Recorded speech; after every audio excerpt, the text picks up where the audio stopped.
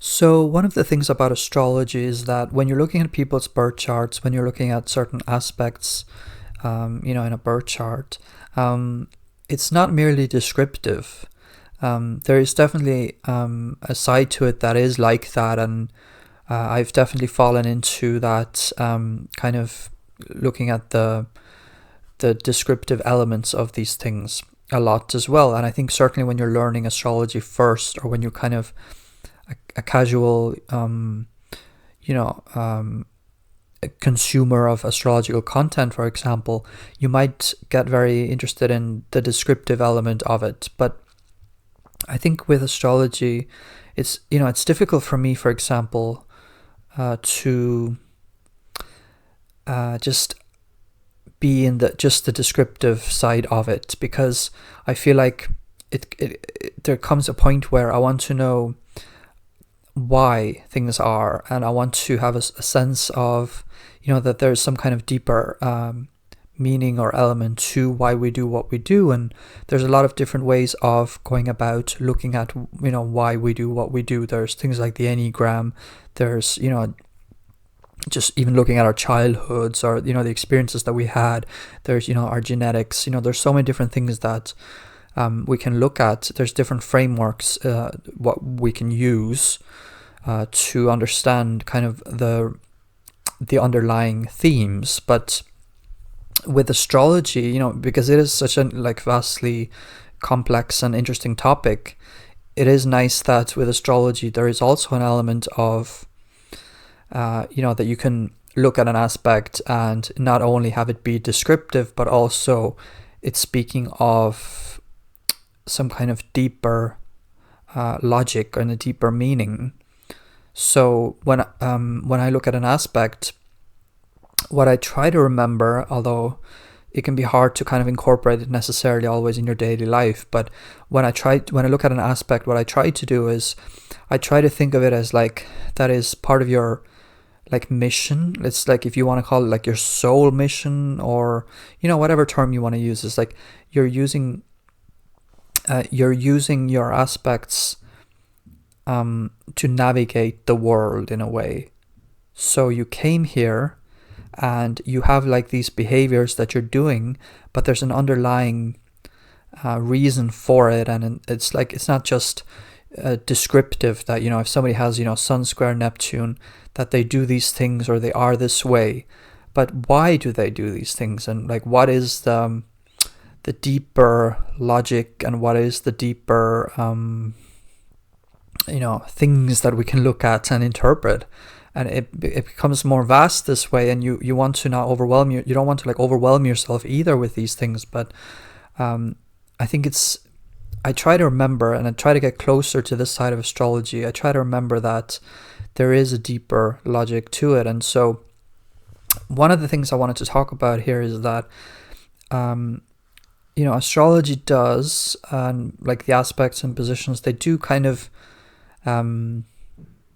offer a framework to understand and accept people, and a framework for compassion. And I think that's a beautiful part of astrology, is that if you really are utilizing it well, you can try to be more compassionate towards people, and even yourself, and the situations that you have in your life, and the situations that you attract, and the people that you attract.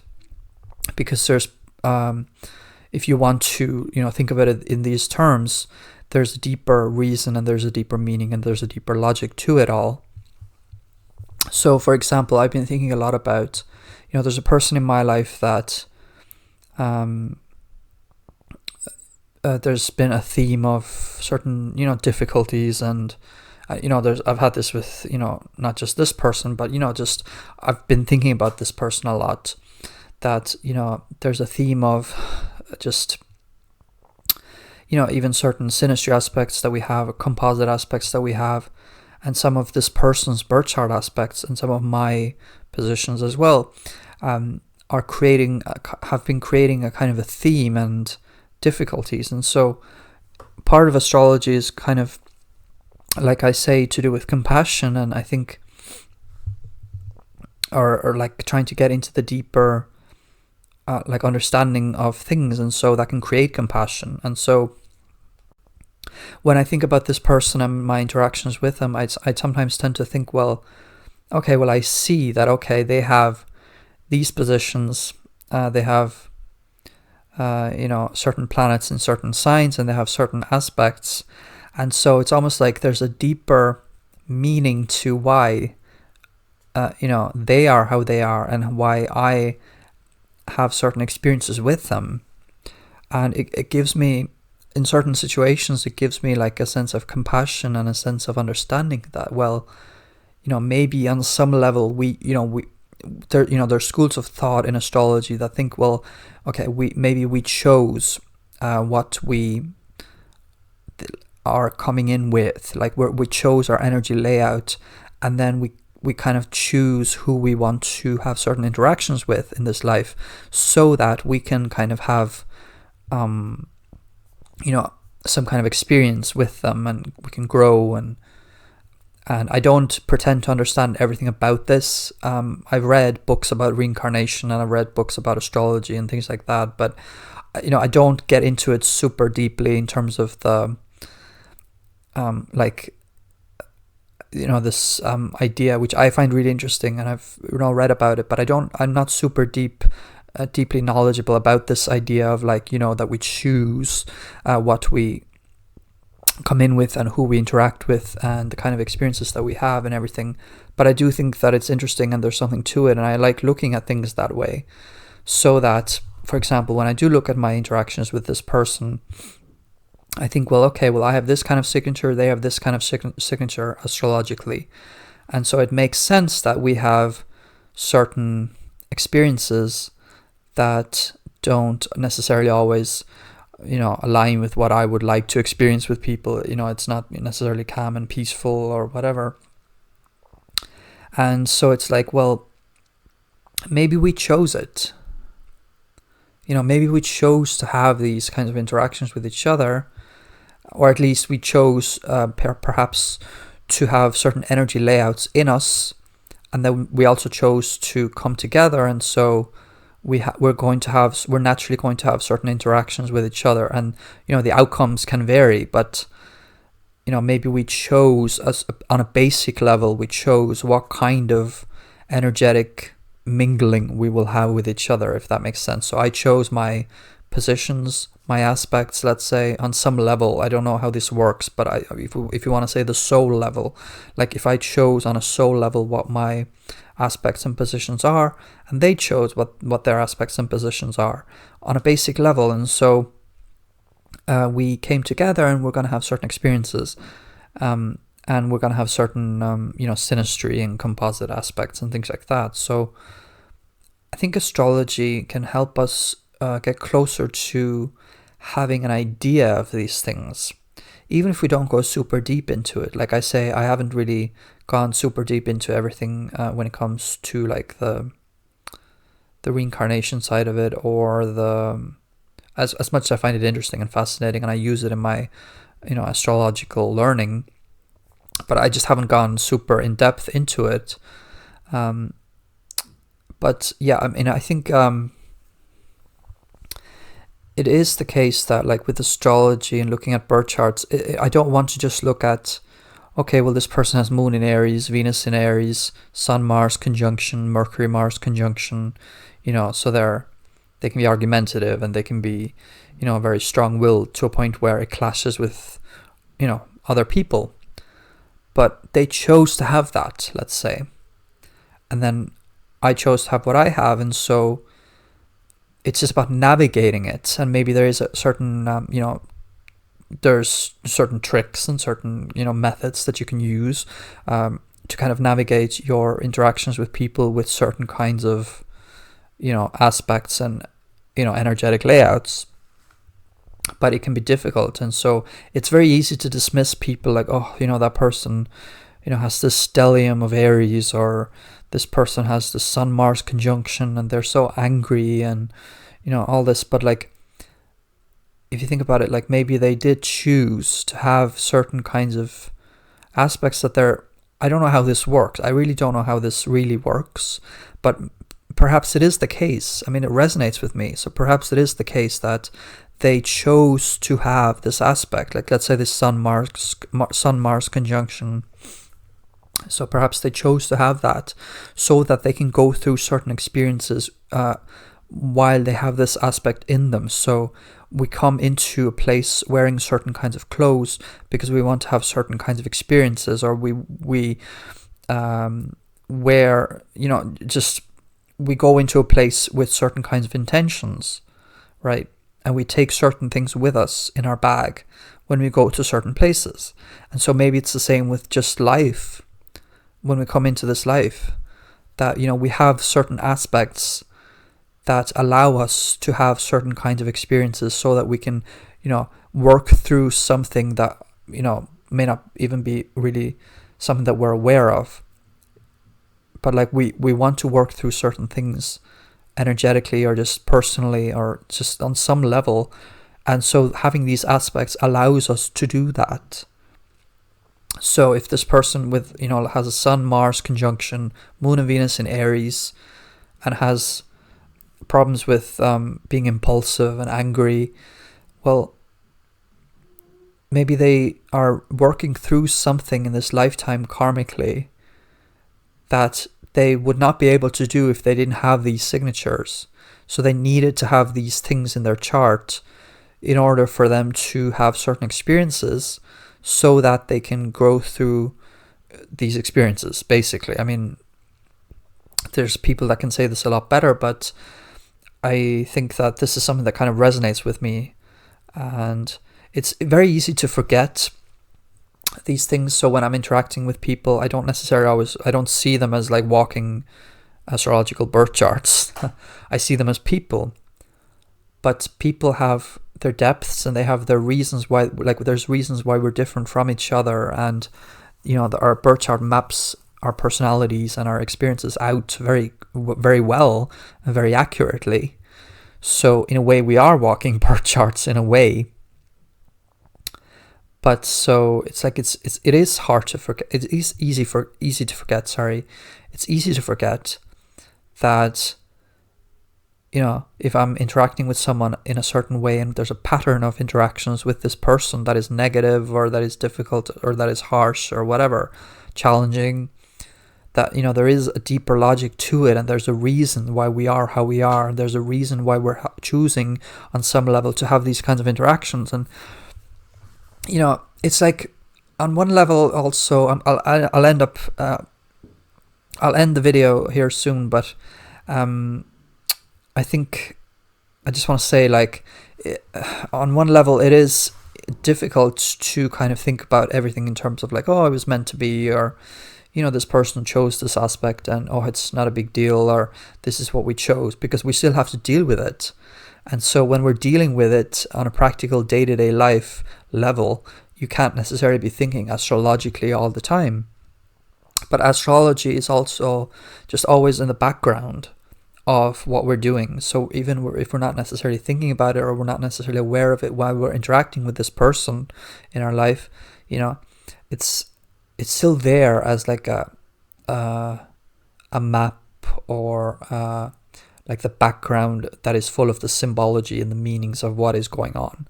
So sometimes we do have to focus on just the practicalities of dealing with a person, for example.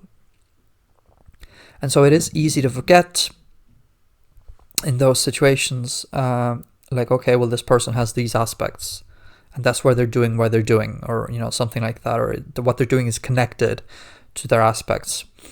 But maybe one way to navigate that is to just, deal with it on a practical level, deal with the person on a practical, human, compassionate, open-minded level, and then go away and think about it astrologically. So if you can't necessarily combine your knowledge of astrology with what you're doing on a practical day-to-day basis with people, for example, you can still go away and reflect on it astrologically. So if I have a certain experience with this person, with this, with this like Sun-Mars conjunction, Moon and Venus in Aries, other things, then I can deal with what needs to be dealt with, but then I can go away and think about it and reflect on it.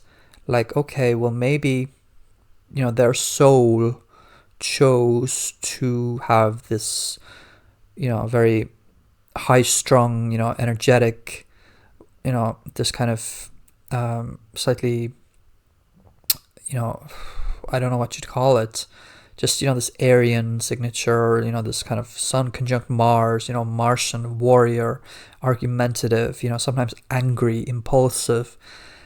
Like, I can go away and think about these things. Well, they chose to have that signature so that they can go through something and work through something in this lifetime, and then maybe move on in the next lifetime with something else that is kind of a continuation of what they went through in this life, if you want to think of it in those terms. I mean, I'm going off the deep end now, but it is kind of like that I can go through certain experiences and manage them practically and just be a human being interacting with human beings, and then go away and think about it in terms of, well, what was the significance of that astrologically? What was the meaning of that?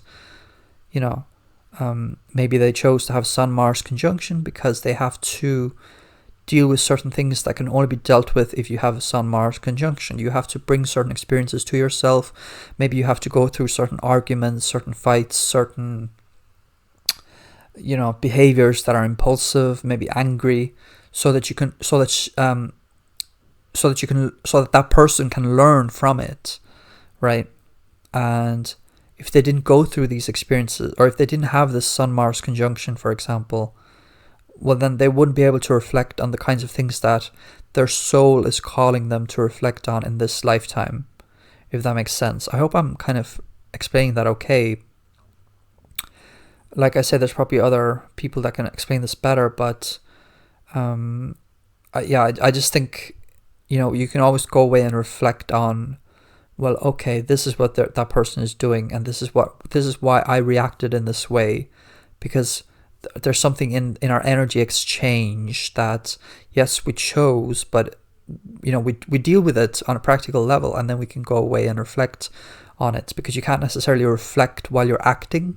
So while you're dealing with a situation, you can't necessarily reflect on the situation at the same time.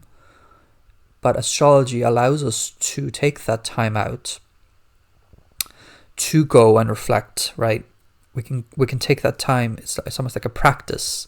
Like, you go away and you reflect astrologically. Well, what are they trying to do in this lifetime that brought this situation with you guys, onto the forefront?